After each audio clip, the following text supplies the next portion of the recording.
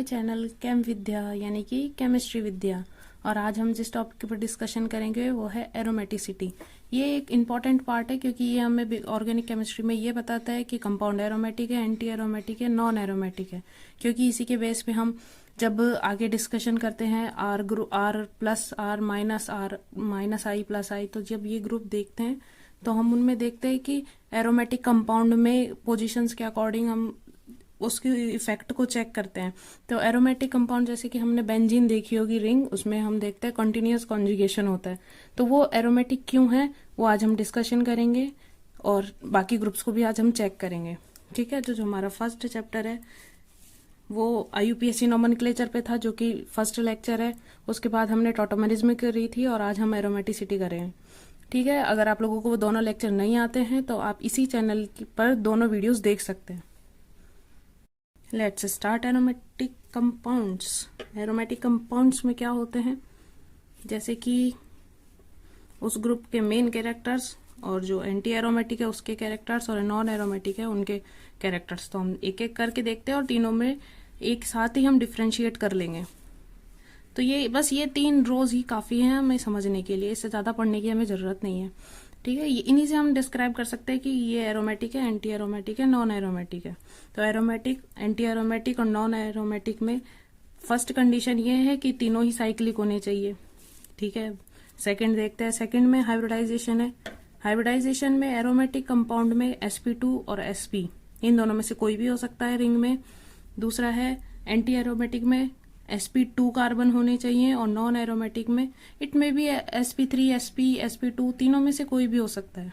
ठीक है, एरोमेटिक में कंपाउंड प्लेनर होना चाहिए, एंटी एरोमेटिक में भी प्लेनर होना चाहिए, पर नॉन एरोमेटिक में नॉन प्लेनर होगा। अब नॉन प्लेनर क्यों होगा कोई सोच सकता है। इसका कारण है कि जब ये sp3 है तो sp3 हमारे पास इसकी स्ट्रक्चर क्या होती है, टेट्राहेड्रल। और जो टेट्राहेड्रल होते हैं वो डायमेंशनल होता है, एक प्लेन में नहीं होता है, वो 2 प्लेन में होते हैं। इसलिए 2 या 3 प्लेन में स्ट्रक्चर देखते हैं तो वो डायमेंशनल होता है, XY या YZ या ZX किसी में भी हो सकता है। ठीक है, उसके बाद एरोमेटिक में delocalization of pi electrons in whole system. Whole system का मतलब क्या है, जैसे हम बेंजीन को लेते हैं, बेंजीन में क्या होता है, 3 बॉन्ड है, 3 बॉन्ड होल सिस्टम में डीलोकलाइज्ड होते हैं।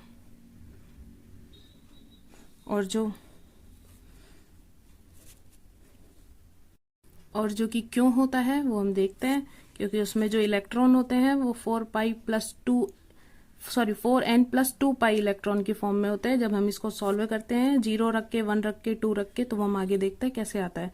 और जो एंटी एरोमेटिक है उसमें delocalization of pi electron in whole system, इसमें भी रेजोनेंस होना चाहिए पूरे सिस्टम में। और इसके हैकल्स के अकॉर्डिंग इसके होने चाहिए 4πn इलेक्ट्रॉन्स। ठीक है, और जो नॉन एरोमेटिक है, नॉन एरोमेटिक में delocalization of pi electron in whole system is absent, यानी कि उसके बीच में कहा sp3 कार्बन आ जाता है जिसकी वजह से उसका रेजोनेंस टूट जाता है। ठीक है, अब ये कर क्यों रहे हैं, ये सब कर इसलिए रहे हैं ताकि इसके कंपाउंड को स्टेबिलिटी मिल सके, अपने स्ट्रेस को कम कर सके और एक स्टेबल फॉर्म बना सके। हम भी तो यही करते हैं, हम लोग भी उधर भागते हैं जिधर स्ट्रेस कम मिलता हो, तो हम भी वही देखते हैं भाई। तो ऑर्गेनिक भी वही देखती है कि हमें किधर स्ट्रेस कम मिल रहा है। ठीक है, अब इनमें स्ट्रेस कौन सा है, इनमें है एंगल स्ट्रेन, जिसे क्या बोलते हैं हिंदी में, जिसे कोणीय तनाव बोलते हैं। ठीक है, यानी कि जो sp2 sp3 होते हैं तो sp में जो एंगल होता है वो होता है 180, sp2 में होता है 120 और जो sp3 होता है उसमें 109 डिग्री 28 मिनट एंगल होते हैं। लेकिन जब उनको हम किसी कंपाउंड में बनाते हैं तो उनको लगता है जैसे हमें जबरदस्ती बांध दिया हो, और जब उनको जबरदस्ती बांध देते हैं तो वो क्या चाहता है, भाई मुझे खोलो।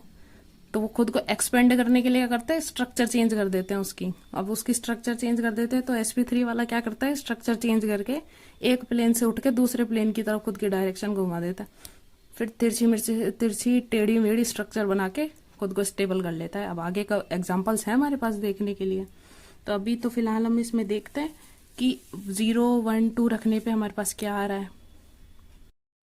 एरोमेटिक वाले फॉर्मूले में जब हम 0, 1, 2 रखते हैं तो फर्स्ट में आते हैं हमारे पास 2 पाई इलेक्ट्रॉन, नेक्स्ट आते हैं हमारे पास 6 पाई इलेक्ट्रॉन और 10 पाई इलेक्ट्रॉन्स। और इनकी ट्रिक क्या है कि हमें एरोमेटिक को पहचानना है, तो जब भी हम इनको डिवाइड करेंगे 2 से तो जो हमारा नंबर आएगा वो ऑड आएगा। जैसे 2 को हम 2 से डिवाइड करेंगे तो 1 आएगा, 6 को 2 से डिवाइड करेंगे तो 3 आएगा और 10 को 2 से डिवाइड करेंगे तो 5 आएगा। तो ये तो ट्रिक है कि ऑड नंबर आएगा जब भी हम 2 से डिवाइड करेंगे, ठीक है। और एंटी एरोमेटिक में क्या आएगा, जब भी हम इसे डिवाइड करेंगे तो इवन नंबर्स आएंगे। जैसे 4 पाई को 2 से डिवाइड करा तो 2 और 8 को 2 से डिवाइड किया तो 4, ठीक है। और नॉन एरोमेटिक में भी यही होगा सेम, क्योंकि फॉर्मूला दोनों का सेम होता है। लेकिन इसमें अंतर होता है।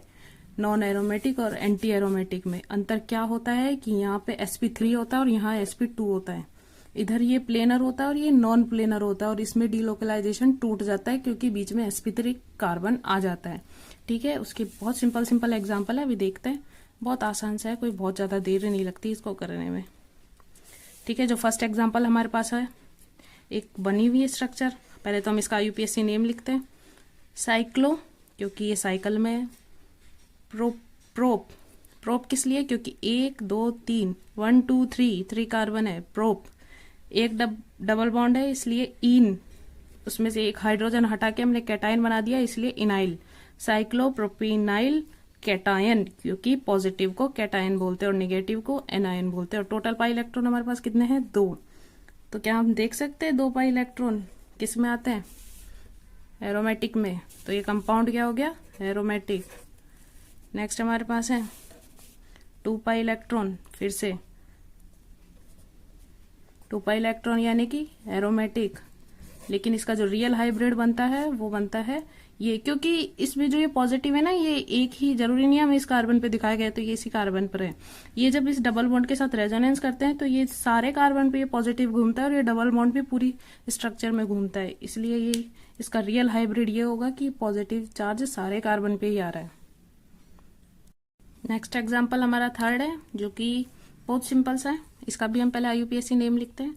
1 2 3 4 5 कार्बन है, साइक्लिक स्ट्रक्चर है। साइक्लोपेंट, डबल बॉन्ड भी डबल हैं, तो डाई इन, एक हमने हाइड्रोजन निकाल दिया बाहर, तो ये निगेटिव आ गया और ये निगेटिव इनाइल और निगेटिव को एनायन, तो साइक्लोपेंट डाई इनाइल एनायन, ठीक है, निगेटिव के कारण। अब हमारे पास टोटल पाई इलेक्ट्रॉन, क्या कोई मुझे इस वीडियो को पॉज करके पहले कमेंट करके ये बता सकता है कि इसमें टोटल पाई इलेक्ट्रॉन्स क्या हैं? तो मैं बताती हूँ, इसके टोटल पाई इलेक्ट्रॉन्स है 6। क्यों है? तो हमें इसमें क्या चेक करना है कि डीलोकलाइज्ड इलेक्ट्रॉन कितने हैं। क्या इसमें रेजोनेंस नहीं होगा कि जब ये निगेटिव आयन यहाँ इस पे जाएगा तो ये इस वाले कार्बन पे जाएगा, यहाँ पे निगेटिव आकर के जब ये यहाँ आएगा तो ये बॉन्ड निगेटिव यहाँ देगा। क्या पूरे कंपाउंड में रेजोनेंस नहीं हो रहा? तो रेजोनेंस होएगा, तो इसके लिए जो कारण है वो तीनों एनायन है, या तीनों पोजीशन पर कार्बन आ रहा है, तो ये जो कार्बन पर जो निगेटिव हो यही निगेटिव है। तो कितने पाई इलेक्ट्रॉन्स हुए? 6 पाई इलेक्ट्रॉन्स। 1 2 पाई इसके, 2 पाई इसके और ये 2। तो डीलोकलाइज्ड इलेक्ट्रॉन कितने हो गए? 2 + 2 + 2 6 पाई इलेक्ट्रॉन्स, ठीक है। नेक्स्ट हमारा फोर्थ है। इस स्ट्रक्चर को देख के कुछ याद आ रहा है? जब इस पॉजिटिव की जगह नेगेटिव होता है तो ट्रोपेनियम आयन होता है, एनायन होता है, वो ये कैटायन है। यहाँ टोटल पाई इलेक्ट्रॉन्स कितने हैं? 2 + 2 + 2 कितने हैं? 6 पाई इलेक्ट्रॉन। 6 पाई इलेक्ट्रॉन यानी कि एरोमेटिक, और जो ऊपर वाला कंपाउंड था वो भी क्या है? एरोमेटिक, क्योंकि कंटिन्यूअसली डीलोकलाइज्ड है इलेक्ट्रॉन्स, कहीं भी चेन ब्रेक नहीं हुई है। इस वाले में भी कितने हैं? 2 2 2 6 पाई इलेक्ट्रॉन। 6 किस में आते हैं? एरोमेटिक में। और इसे क्या बोलते हैं? ट्रोपाइलियम, ट्रोपाइलियम कैटायन, ठीक है। फिफ्थ हमारे पास है, यहाँ कितने इलेक्ट्रॉन्स है पहले तो ये देखो। 2 2 कितने हैं? 4 पाई इलेक्ट्रॉन। 4 पाई इलेक्ट्रॉन किस में आता है? एंटी एरोमेटिक में। तो एंटी एरोमेटिक है तो वही अनस्टेबल कंडीशन आ गई। अब ये चाहता है कि मुझे स्टेबल करो, तो खुद की स्टेबिलिटी के लिए क्या करेगा? ये खुद की स्टेबिलिटी के लिए खुद की स्ट्रक्चर को चेंज कर लेगा। और कैसे करेगा? ये 2 कंपाउंड एक साथ आकर के अपने एक एक बॉन्ड को शेयर करके ये स्ट्रक्चर बना लेंगे। ये क्या हो गया? sp3 आते ही कंपाउंड नॉन एरोमेटिक, और स्टेबिलिटी हम चेक करें तो सबसे ज्यादा एरोमेटिक, फिर नॉन एरोमेटिक और फिर एंटी एरोमेटिक, ये होती है स्टेबिलिटी। ठीक है, तो एंटी एरोमेटिक चाहेगा कि मैं नॉन एरोमेटिक में चेंज हो जाऊं और नॉन एरोमेटिक चाहेगा कि मैं एरोमेटिक में चेंज हो जाऊं। ठीक है, अब लास्ट तो नहीं है, सिक्स्थ हमारा है साइकिल चेन है इसलिए साइक्लो ऑक्टा। 1 2 3 4 5 6 7 8 कार्बन है इसलिए ऑक्टा। 1 2 3 4 इन है इसलिए टेट्राइन, यानी साइक्लो ऑक्टा टेट्राइन। अब यहाँ पे हम चेक करें कितने कार्बन है, सॉरी कितने पाई बॉन्ड है, 4 में इलेक्ट्रॉन कितने हुए, 8 पाई इलेक्ट्रॉन। 8 पाई इलेक्ट्रॉन किसकी कंडीशन है, एंटी एरोमेटिक, नॉन स्टेबल। ये क्या करेगा, खुद की स्ट्रक्चर को चेंज करके टब शेप स्ट्रक्चर बना लेगा, जिससे क्या होगा, ये नॉन प्लेनर हो जाएगा। और नॉन प्लेनर होते ही होते ही नॉन एरोमेटिक हो जाएगा, और नॉन एरोमेटिक होते ही more stable than anti aromatic. ठीक है, आगे देखते हैं। ये टब शेप, ये इंपॉर्टेंट है क्वेश्चन, ये आया हुआ भी है। टब शेप बना लेता है स्ट्रक्चर को स्टेबिलिटी के लिए। अब हमारे पास नेक्स्ट है, क्या ये sp2 है, ये sp2, ये भी sp2। तो ये क्या है, पाई इलेक्ट्रॉन कितने हुए टोटल पाई इलेक्ट्रॉन्स हुए हमारे पास 4 पाई इलेक्ट्रॉन्स। और 4 पाई क्या होते हैं, एंटी एरोमेटिक। इसने तो डोनेट कर दिए तभी तो इस पे पॉजिटिव आया है, तो ये क्या है, एंटी एरोमेटिक। नेक्स्ट पे क्या हम सबसे पहले सबकी हाइब्रिडाइजेशन चेक करें, sp2